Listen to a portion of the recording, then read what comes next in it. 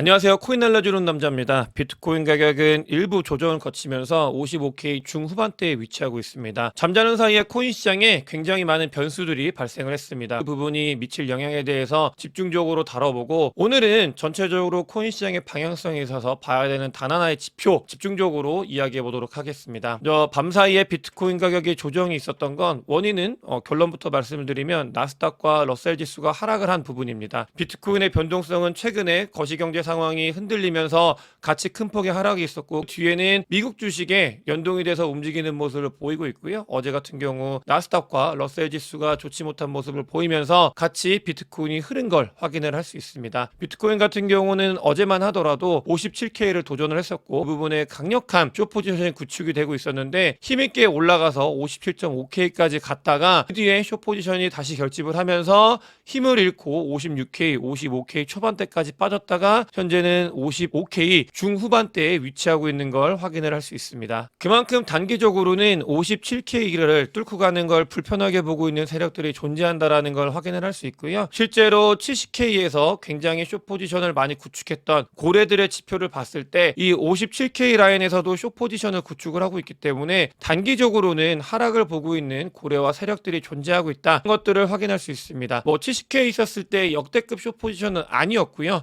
다만 요 숏 포지션 구축이 됐을 때 과거 데이터를 보게 되면은 조금 조정이 있었기 때문에 그 부분은 염두를 하고 가야 된다라는 말씀을 드리고 싶고, CVD 자료상으로 봤을 때도 의미 있는 이 매수벽 같은 경우는 52K 라인에 형성이 되어 있기 때문에, 물론 이 라인까지 빠진다는 건 아니지만 이 매수벽이 조금은 얇은 그런 모습을 보이고 있다라고 말씀을 드릴 수 있겠습니다. 제가 단기적인 뷰에 대해서는 지난 영상을 통해서도 한번 큰 폭의 하락을 했고, 그 뒤에 이제 리바운드를 한 다음에 다시 하락을 할 수 있는 가능성에 대해서 말씀을 드렸고, 이 부분은 전문가들도 많이 보고 있는 뷰다라고 말씀을 드렸습니다. 물론 이게 틀릴 수 있고 바로 올라갈 수 있지만 이렇게 보고 있는 사람들이 많이 있는 상황이고요. 그래서 단기적으로 아까 말씀드렸던 부분을 조금은 참고하면 괜찮지 않을까 이렇게 생각이 들고 있고, 다만 중장기적으로는 고래들의 포지션을 봤을 때 아까 보시게 되면은 단기적인 흐름 같은 경우는 숏 포지션을 일부 구축을 하고 있지만, 중장기적으로 넓게 봤을 때는 아직도 바닥이고 이제 롱 포지션을 구축해 가고 있는 그런 단계이기 때문에, 보시게 되면 이제 올라가고 있는 단계이기 때문에 이 부분도 중장기적인 부분에서는 고려를 해야 된다라는 말씀을 드리겠습니다. 저는 단기적인 흐름보다는 중장기적으로 올라갈 거에 베팅을 하고 있고, 그 부분에 대해서 자료를 보고 있고, 또 자료가 아직까지는 흐름 자체가 훼손이 되고 있지 않다라고 보기 때문에 이 부분을 제 영상을 보시는 분들은 잘 참고를 하셨으면 좋겠고요. 단기적으로 알트코인이 좋지 못한 모습을 보였는데, 이 부분 같은 경우는 결론부터 말씀을 드리면 러셀 지수가 좋지 못함도 있고, 점프 크립토, 점프 트레이딩 같은 마켓 메이커들이 이더리움을 지속적으로 셀을 하고 있습니다. 이 부분을 계속해서 저도 데이터를 보고 있고 무슨 일이 있는지 계속해서 공부를 하고 있고 찾아보고 있는데, 일단 나온 결론이라고는 볼 수 없습니다. 구체적으로 어떤 결론이 있는 건 아니고 제가 추정하고 있는 것들, 자료들을 통해서 본 것 같은 경우는 점프나 VC들이 미국에 있는 SEC나 CFTC의 조사를 받고 있고, 그 부분이 영향을 주고 있는데, 그렇기에도 너무나 단기간에 많은 이더리움을 던지고 있는 모습을 보이고 있습니다. 12만 개 넘게 이더리움을 던졌다가 같은 경우는 또 2만 개를 리딤을 하고 있고 11,000개를 또 이제 던지고 있고요.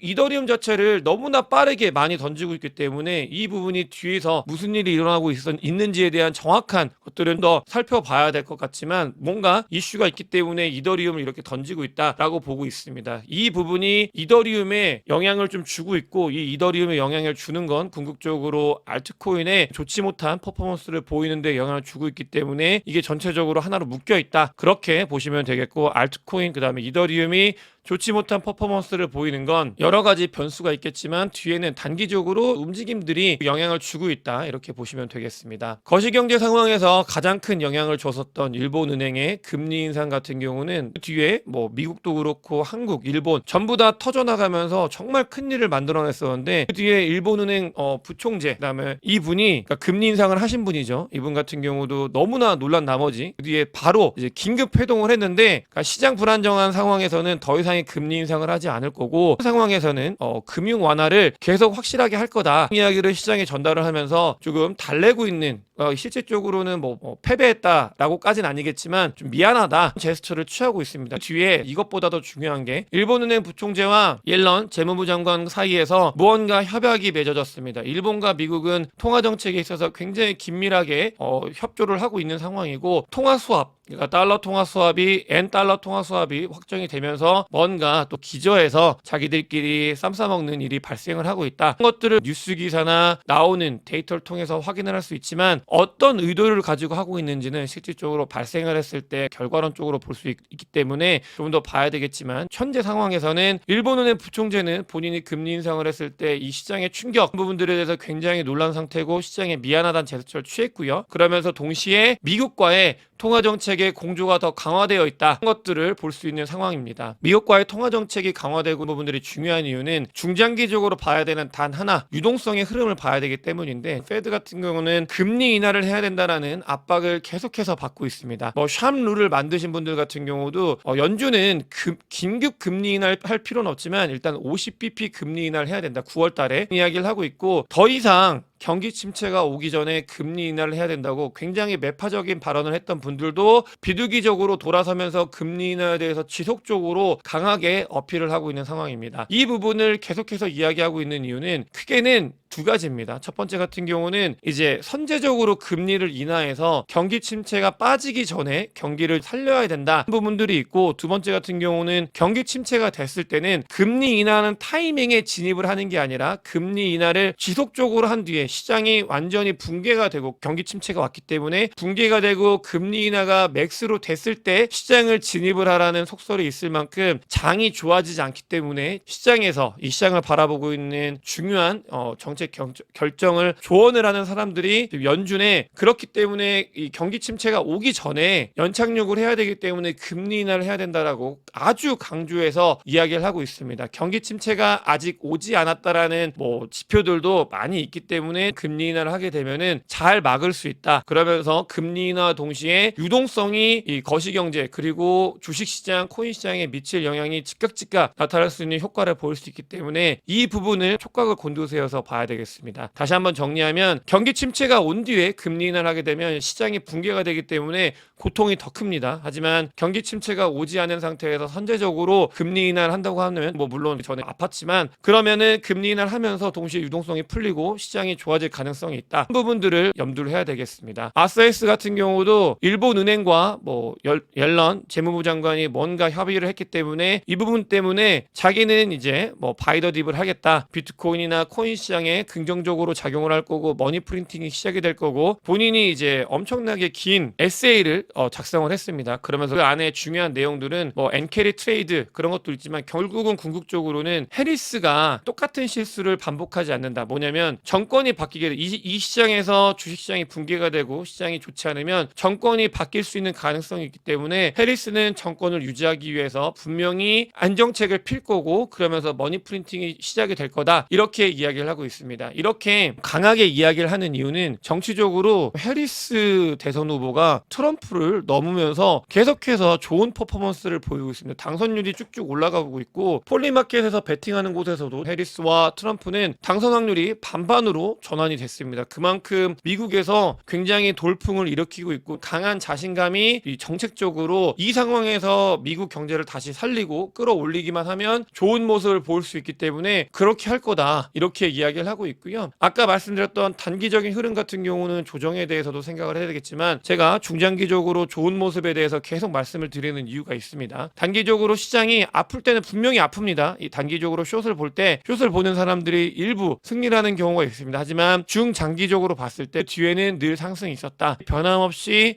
이 부분이 지켜졌기 때문에 단기적인 거에 대해서는 염려를 하고, 이 부분이 조금은 아플 수도 있구나라는 걸 생각을 해야 되지만, 중장기적으로 긴 호흡으로 갔을 때는 승리를 할 수 있기 때문에 이 부분에 대해서, 중장기적인 부분에 대해서 생각을 해야 되고요. 숏 포지션으로 돈을 버시는 분들도 분명히 있습니다. 그 부분에 대해서도 저는 전혀 이견이 없고, 숏 포지션으로 돈을 버시는 분들 같은 경우는 굉장히 잘하는 거고요. 다만 그렇게 정말 월등히 트레이딩을 잘하시는 분들이 아니라 내가 해제 분들, 그러니까 돈을 버는 많은 게 아닌데 순간순간 맞아가지고 해지하는 분들이 아니라고 하면은 롱 포지션으로 시장을 바라보는 게 전체적인 시장을 아주 넓게 봤을 때 유리하다라는 건 증명이 되고 있습니다. 그거에 대해서 우린 시간이 우리 편이고, 단기적으로 너무 급하게 한 방에 쾅쾅 사면서 단기적인 불을 극대화시키려고 해서 손해보는 게 아니라고 하면은 우리한테는 강력한 무기인 DCA가 있고요. 그러면서 조금씩 점진적으로 롱 포지션을 보면서 전략을 잘 세운다고 하면 숏 포지션을 보시는 분들보다는 당연히 돈을 벌 수 있는 기회가 훨씬 더 크기 때문에 이 부분에 있어서 잘 판단을 하면서 가야겠다 생각이 들고 있고, 물론 다시 한번 말씀드리지만 재능적으로 숏 포지션에 재능이 있으신 분들 같은 경우는 거기에 맞춰가지고 돈을 벌면 된다. 하지만 그런 것들보다는 시간이라는 굉장히 중요한 변수가 본인의 편이라고 생각하시는 분들 같은 경우는 롱 포지션을 보시면서 본인의 전략을 잘 세우셔가지고, 또 포트폴리오 관리도 이번에 비트코인과 알트코인을 보면 비트코인의 포트폴리오가 왜 중요한지에 대해서 많이들 아셨을 텐데, 그렇게 잘 밸런스를 맞추면서 이제 가게 되면은 승리할 수 있지 않을까. 아직 장이 끝난 게 아니고 더 큰 시장이 열릴 거라고 가능성에 대해서 믿고 계신 분들이 충분히 많을 거라고 생각하고 있기 때문에, 그런 부분들을 단기적으로 너무 매몰돼 가지고 힘들고 아픈 거에 집중하기보다는 조금은 중장기적인 준비를 하면 좋지 않을까 생각을 가지고 있고요.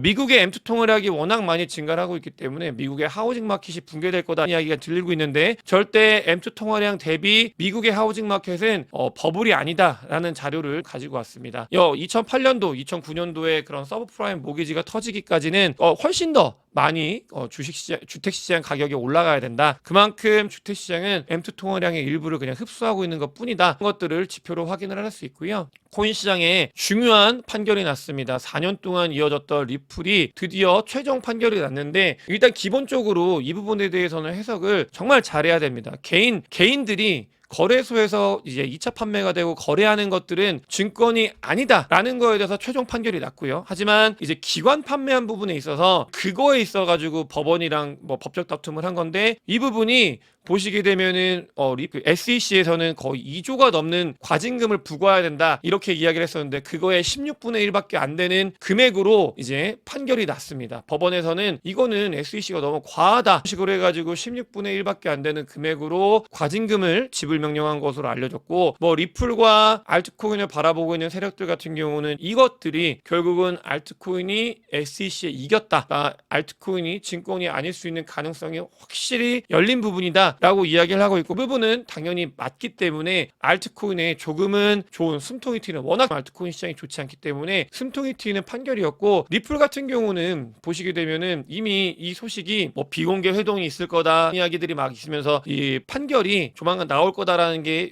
전에 알려졌었고, 리플 같은 경우는 100만 개에서 1000만 개 매집을 하는 원래 숫자가 이미 그전에 굉장히 많이 있었습니다. 이 법원 판결이 났을 때 큰 폭의 상승이 있었는데, 그걸 이미 단기적으로 먹은 사람들이 존재하고 있다, 것들이 있기 때문에 단기 투자를 하시는 분들 같은 경우는 단기 변동성에 분명히 조심을 하셔야 됩니다. 또 코인 시장에는 지속적으로 호재가 이어지고 있는데, 솔라나가 브라질에서 솔라나 ETF가 승인이 됐다고 합니다. 이 부분 같은 경우는 거래가 되고 있는 건 아니고요. 그러니까 CME 그룹과 같이 연동이 돼가지고 솔라나가 브라질 증권 거래소에서 솔라나 ETF가 이제 실제 거래가 된다. 중요한 소식, 알트코인의 중요한 소식이죠. 부분들이 전해지고 있고, 또 아크인베스트의 캐시우드 같은 경우는 비트코인하고 코인 시장이 굉장히 뜨거워졌을 때 저점에 모았던 코인베이스 주식이나 것들을 매도하는 모습을 좀 보였었는데, 다시 포트폴리오 리밸런싱을 하면서 코인베이스와 로빈후드 주식을 다시 재매집을 해가고 있습니다. 그러니까 운영을 하면서 상승을 했을 때 정리를 하고 다시 조금 많이 빠졌을 때 매집을 해나가고 있는 모습을 보이고 있고요. 코인 쪽에서는 굉장히 투자를 스마트하고 있기 때문에 비트코인은 계속 홀딩을 하고 있는데, 다른 이런 주식들 같은 경우는 사팔사팔을 하고 있는 그런 모습을 보이고 있습니다. 즉 살 때다라는 걸 캐시우드는 행동으로 보여주고 있는 모습을 보이고 있고, 실제로 온체인 데이터를 통해서 봤을 때 아주 매집하기 그리고 바라보기 좋은 구간이고, 또 반대로 이야기하면 팔기보다는 단기적인 변동성에서 내가 밀리기보다는 그냥 홀딩하기에 적합한 시기다라는 말씀을 드리고 싶습니다. 또 여러 가지 자료가 있는데, 스마트머니 같은 경우는 이동을 하지 않고 있고, 채굴업자들 같은 경우도 비트코인 채굴한 거, 미국 같은 경우는 특히나 채굴한 걸 그대로 다 홀딩을 하고 있습니다. 이 부분들이 의미하는 바는 분명히 있다고 생각이 들고 있습니다. 오늘 영상이 도움이 되셨으면 구독과 좋아요, 많은 공유, 댓글, 큰 관심 부탁드리겠습니다. 영상 봐주셔서 대단히 감사합니다.